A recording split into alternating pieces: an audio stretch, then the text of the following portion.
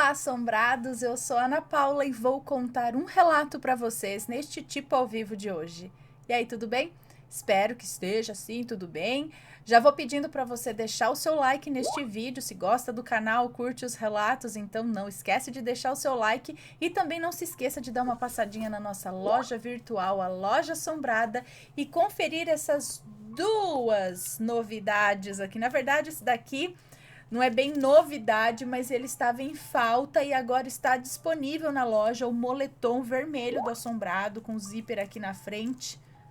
Ó, zíper, bolsinho canguru, ele é todo flanelado por dentro, touca, gorro aqui forrado, é top, é top. Assim como o livro também, disponível lá na loja, o link na descrição. Livro do canal, a história do canal, Assombrado, a história do canal, capa dura, chique no último também, repleto de QR Codes e imagens. Os QR Codes, você coloca o seu celular aqui e vai te levar para vídeos exclusivos, vídeos que vão explicar e ilustrar melhor o que você está lendo, tá? Muito, muito 10 esse livro. Está à venda na loja, com frete grátis para todo o Brasil, o livro, tá bom? E não deixa de garantir o seu moletom também. Ó o rabinho, tô chutando ele aqui embaixo. Vamos ao relato de hoje? O relato de hoje se chama Carolina.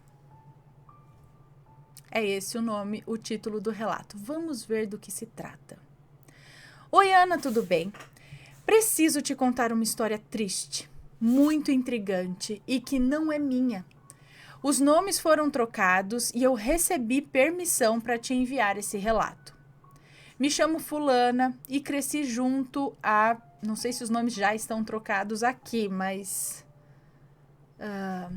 deixa eu ver. Então, não...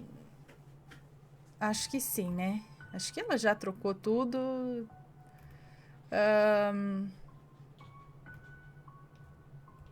Tá.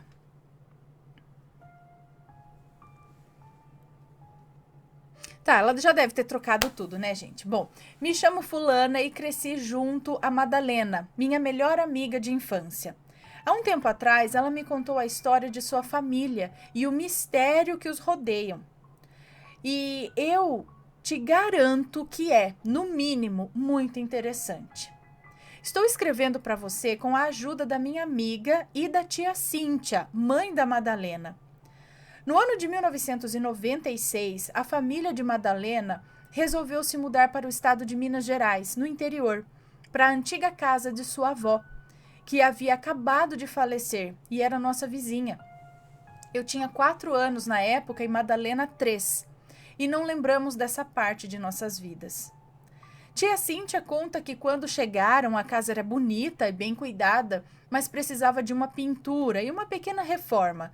Teriam que aumentar o tamanho da garagem e, como o terreno era grande, quebrariam a parede lateral e reconstruiriam outra mais afastada. E foi nisso de quebrar a parede que acharam entre os tijolos um tubo. Era do mesmo material de um cano, só que bem grosso. Não era grande e estava lacrado dos 2 lados. Quando abriram, encontraram alguns desenhos, algumas pedras, outras coisas que a mãe da Madalena não se lembra e uma carta enrolada, como se fosse um pergaminho. O papel estava muito velho e, para não perder aqueles escritos, a tia Cíntia o transcreveu e guarda até os dias de hoje e faz todo mundo que escuta essa história ficar boquiaberto. Ao digitar, organizamos corretamente os diálogos contidos para melhor leitura e compreensão. O conteúdo da carta é o seguinte: os detalhes do dia em que tudo mudou. Com amor para você, meu amor. Tenho esperança de leitura. Saudades. Se eu pudesse escolher entre voltar ou avançar no tempo, eu avançaria. Ultimamente, os dias parecem intermináveis. Estou sempre travando uma batalha constante comigo mesmo e a cada segundo que passa, sinto que fico mais próximo de perdê-las. Minha vida se tornou um caos e tudo me incomoda. Odeio ter que acordar cedo, odeio o som dos latidos do cachorro. Mesmo sendo após 2 quadras, eu odeio caminhar até o trabalho. Odeio o café sem gosto de lá. Odeio o som da buzina do carro do meu vizinho. Ele chega em casa quase no mesmo horário que eu e parece querer avisar o bairro inteiro com aquele som estridente e miserável. Entretanto, não há nada que eu odeie mais do que não saber como resolver determinadas situações dentro da minha própria casa. Eu e Carolina estamos casados há 4 anos, mas nas últimas semanas a nossa comunicação praticamente zerou. Após uma briga, discutimos pesado por longos minutos. Usamos palavras fáceis de machucar e difíceis de engolir, que me fizeram sair de casa naquela noite, decidido a nunca mais voltar. Porém, eu voltei na manhã seguinte, só que para ela parece que não, já que a minha esposa resolveu não querer mais falar comigo. Carolina é a mulher mais doce e gentil que eu conheço, mas o seu orgulho entra em embate com o meu, e sempre é difícil dar o braço a torcer quando brigamos. O jeito é esperar a cura através do tempo, e essa opção é a que mais me desagrada. É como se eu invalidasse tudo que eu escrevo e saio pregado nas minhas histórias. Eu sou escritor, sabe? E é com um romance repleto de ensinamentos sobre sabedoria e responsabilidade emocional que tenho tentado chegar na versão final do meu primeiro livro.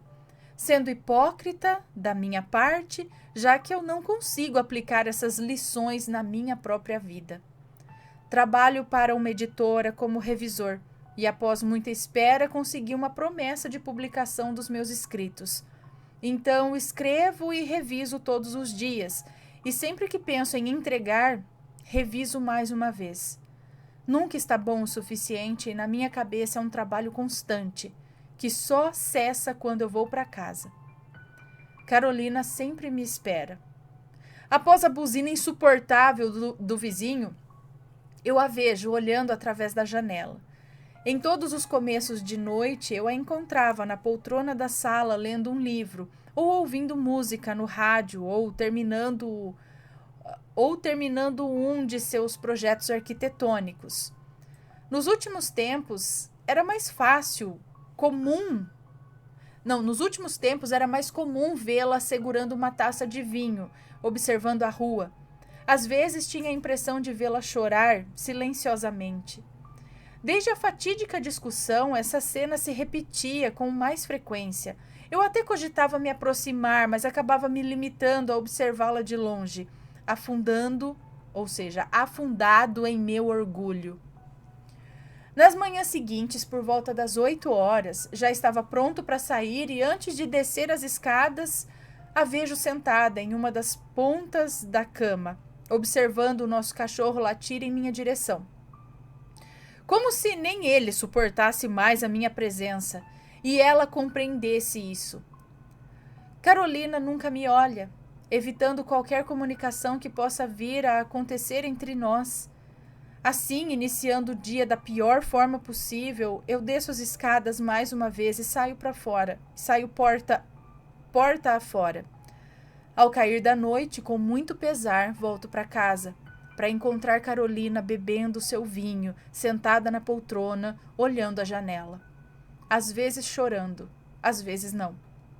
Achei que tudo mudaria quando a minha sogra resolveu passar uns dias em nossa casa. Pensei que o coração de Carolina pudesse abrandar e aos poucos ir cedendo. Ledo engano. Como eu poderia ter imaginado, minha sogra, que nunca gostou muito de mim, não contribuiu para que a minha esposa se acalmasse. Já deveria saber que Alice só estava ali para proteger sua filha e, quem sabe, aproveitando a oportunidade para tirá-la de mim.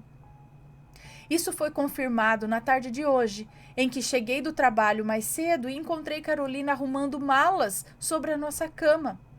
Sua mãe estava ao seu lado, ajudando-a. E encarei a situação como uma traição e esperei que notassem a minha presença diante da porta, observando-as agir da pior maneira possível. Quando a minha sogra pôs os olhos em mim, me fitou com tanto espanto que tive a certeza de que ela não queria que eu soubesse o que as duas estavam fazendo. Alice me encarou e sua respiração pareceu pesar, junto com a expressão de que decidia se vir e junto com a expressão de que decidia se viria até mim ou não.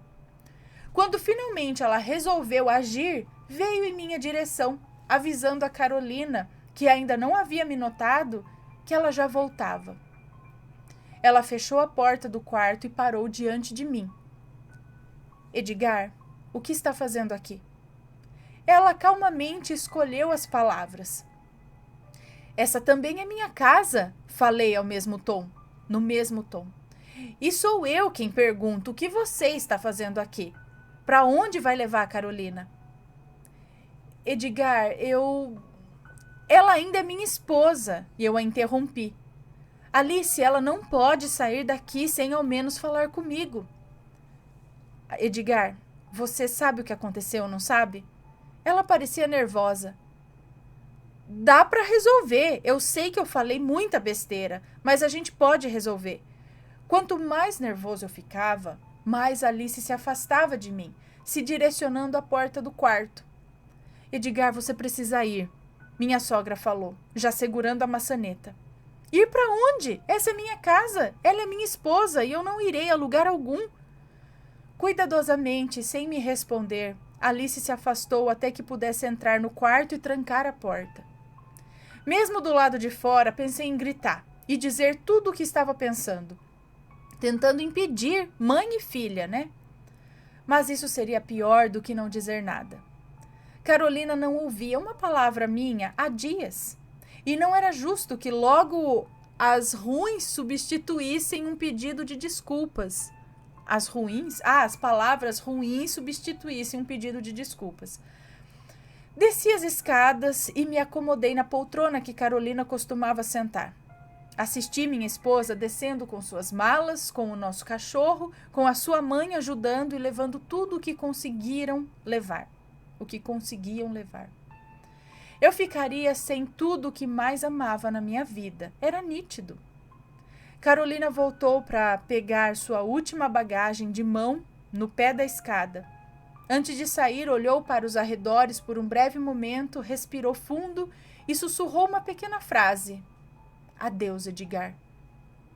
Foram as primeiras palavras ditas por ela a mim após semanas. Foram as últimas também, carregadas por uma sensação de abandono. Não respondi e não me movi. Eu não queria vê-la saindo e deixando a nossa casa. Logo me arrependi de não tê-la impedido. Me direcionei à janela e tudo lá fora estava escuro. Por dentro, a casa era completamente silenciosa, o que me fez perceber que em toda a minha vida eu nunca estive tão sozinho. Passei a noite sentado naquela poltrona, remoendo a situação, cheio de "e se" na cabeça. Ora decidindo ir atrás dela, ora preferindo ficar. Quem sabe, assim como eu fizera antes, ela voltasse na manhã seguinte. Quando me dei conta que isso não aconteceria, não aguentando mais, resolvi que eu precisava ir atrás dela. Só que antes que eu pudesse fazê-lo, ouvi a porta da frente destrancar. Era minha sogra. Edgar, você ainda está aqui? Disse ao me ver. Para onde mais eu iria? Respondi. Você a trouxe de volta? Ela me olhou por alguns segundos, como se não soubesse o que responder. Você a trouxe? Você não deveria ter levado de mim. Você não deveria ter levado ontem. Tê-la levado ontem. Edgar, ela me olhava como se cada palavra minha fosse absurda demais. E ela disse, sente-se. Meio relutante, eu sentei. Me conte o que aconteceu, ela disse, após nos acomodarmos. Ela não te contou? Eu perguntei. Conte-me. Alice insistiu. Encarei aquela pergunta como uma oportunidade de fazê-la entender que eu e Carolina não merecíamos terminar daquela forma. Então me esforcei para explicar.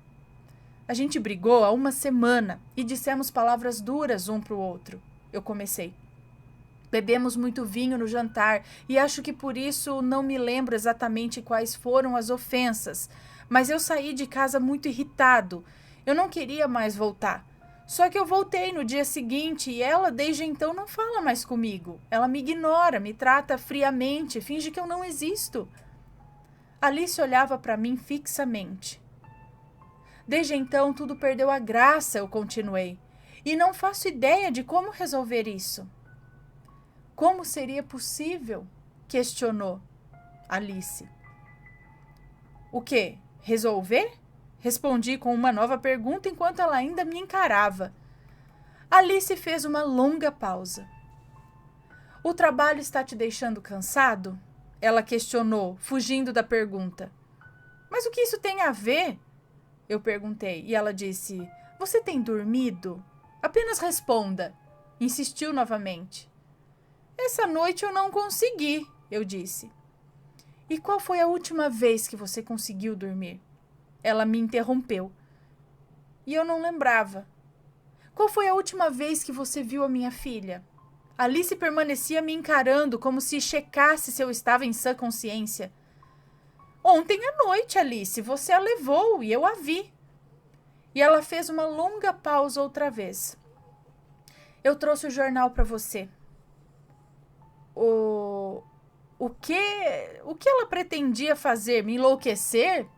Trazer o jornal? Alice, eu não ligo. Eu quero saber da Carolina, esbravejei. Faz tempo que você não recolhe o jornal. Leia a primeira página. No que importava as notícias agora? Eram tantos problemas na minha casa que eu não precisava dos problemas lá de fora. Desconfiado e relutante, segurei o jornal. A manchete da primeira página chamou minha atenção. 8 de janeiro de 1968. Miragem, livro póstumo do escritor Edgar Polite. Alcança 1 milhão de exemplares vendidos em seu primeiro ano de lançamento. O romance mistério que homenageia sua esposa, Carolina Polite, é um fenômeno de vendas em todo o mundo, mesmo após a morte do autor. Fechei meus olhos e os apertei, abrindo-os em seguida. Eu só poderia estar delirando. Comecei a ler novamente o primeiro trecho. Miragem, livro póstumo do escritor Edgar Polite, alcança 1 milhão de exemplares vendidos. Eu morri, há quase 2 anos, na noite em que a minha esposa e eu brigamos. Eu saí pela porta da frente para jamais voltar. Sequer atravessei a rua. Eu saí da garagem em alta velocidade e não notei que um caminhão se aproximava. O mesmo caminhão que acertou em cheio a lateral do carro em que eu estava. A partir do trecho daquela manchete no jornal, a minha sogra Alice se esforçou para explicar que há muito eu já havia deixado este mundo. Não quis acreditar inicialmente, mas aos poucos eu fui percebendo que já não lembrava mais de nada mesmo. Eu não notei que as coisas mais simples haviam sumido da minha consciência. Minha sogra também contou que Carolina havia deixado aquela casa há pouco mais de 1 mês. O tempo era diferente para mim. Uma noite que achei ter ficado sem ela era, na verdade, 1 mês que não vi passar.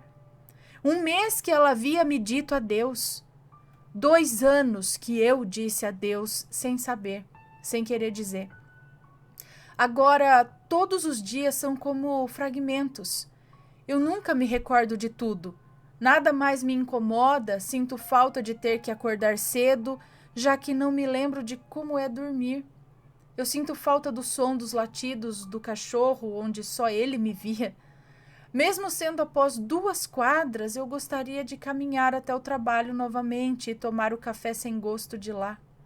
Eu queria poder ouvir o som daquela buzina do vizinho que parecia querer avisar sobre a sua chegada ao bairro inteiro com aquele som estridente e miserável, mas que só existe na minha cabeça, já que nem vizinhos eu tenho mais. Mas não havia nada que eu sentisse mais falta do que ela. Nunca pudemos dizer adeus um para o outro. E Carolina nunca soube o quanto eu sentia muito por nós dois e que ela não tinha culpa de nada do que acontecera. Queria ter dito a ela, mas não sei se a minha sogra contou que ainda permaneço dentro da nossa casa. Acho que não. Mas na dúvida continuo aqui, esperando-a voltar, já que jamais poderei ir atrás dela. Me arrependo todos os dias de tê-la deixado ir. E eu nunca deveria ter saído por aquela porta, na noite em que perdi tudo o que eu tinha, minha vida e Carolina. Se eu pudesse escolher entre voltar ou avançar no tempo, eu voltaria. Estranho, não é, Ana? Agora é a moça que nos conta de novo.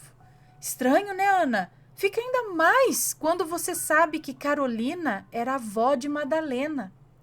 Edgar era o avô, que morreu jovem em um acidente. Carolina só retornou para aquela casa 8 anos depois da morte de Edgar e nunca mencionou ler nada assim. Ninguém sabe como essa carta parou naquele tubo e quem a escreveu. E provavelmente nunca saberemos, mas será que? Peraí, que eu fiquei confusa agora. Peraí. Carolina é a avó da Madalena. Madalena é sua amiga. No ano de 96, a família de Madalena resolveu... Tá, eu cresci junto com a Madalena, minha melhor amiga de infância. Tá, e a Carolina é a avó. Mas peraí, eles tiveram filhos? Não tiveram, porque ela saiu de casa sem filhos. Né? Ela saiu, ele não menciona a criança, ele menciona o cachorro e a Carolina. Eles eram casados. Mas então, a Madalena, a tia Célia, não é que ela fala aqui? Tia Cíntia. A tia Cíntia, que é mãe da Madalena, que encontrou isso aí lá, ela é filha de outro homem, né? Com quem a Carolina se casou posteriormente, é isso? Né, porque... Agora não sei também. E ele tá lá ainda? Ele tá lá? Será que ele quer que... Mas como que a Carolina... A Carolina morreu? Peraí. Deixa eu ler de novo. Edgar era o avô. Mas se ele era o avô, então ele era... Mas como que ele era o avô? Então ele teve filho depois de morto? Se ele morreu jovem no acidente, eles não tinham filhos. Não, ela estava grávida quando ele morreu? Ela só retornou para aquela casa 8 anos depois da morte de Edgar e nunca mencionou ler nada assim. Mas depois ela nunca soube da carta, porque quem encontrou foi a filha da Carolina, né? Depois que a mãe morreu, verdade. Ela morreu. Peraí, você deixa eu entender. Ninguém sabe como essa carta parou naquele tubo e quem a escreveu.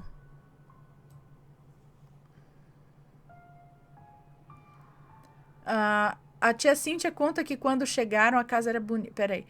A família de Madalena mudou para o interior, para a antiga casa de sua avó, que havia acabado de falecer e era nossa vizinha. Então, ela morreu sem saber da carta.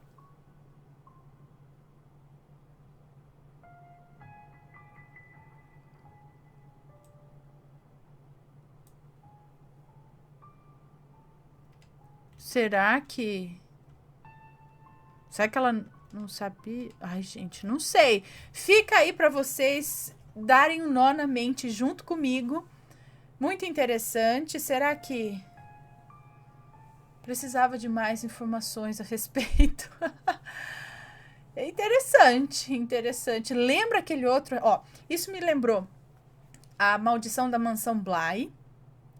Quem já assistiu aí vai saber. Isso me lembrou o filme O Sexto Sentido. Quem já assistiu aí também vai saber. Isso me lembrou aquele outro relato que nós temos no canal de uma mulher que foi casada anos e anos com um homem que já estava morto. Ou ele não existia. Não existia, né? Não existia ou estava morto. É uma coisa assim, gente. Como que é o título desse relato? Não lembro. Quem souber, coloca aqui. Quem lembrar, coloca aqui nos comentários. Digam aí a opinião de vocês, sempre com respeito, por favor. E aí? Alguém tem uma história parecida? Alguém tem algo a dizer? Digam com respeito aqui nos comentários. Um beijo para vocês e a gente se vê no próximo relato. Beijos, beijos e fui!